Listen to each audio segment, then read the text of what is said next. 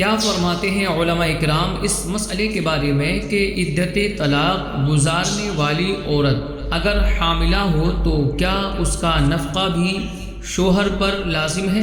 بعض لوگوں کا خیال ہے کہ حاملہ کا نفقہ شوہر پر لازم نہیں ہوتا، رہنمائی فرما دیجیے۔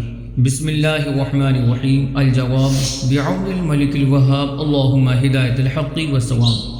لوگوں کا خیال غلط ہے۔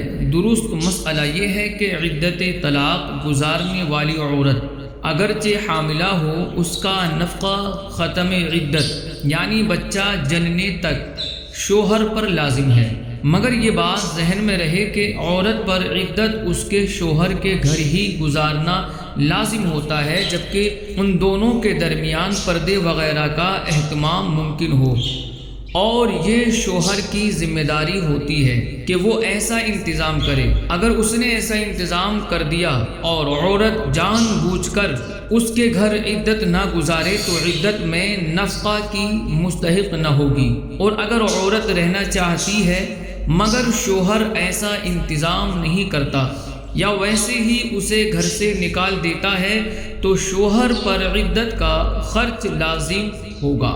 واللہ اعلم تبارک و تعالی ورسولہ اعلم صلی اللہ علیہ وسلم۔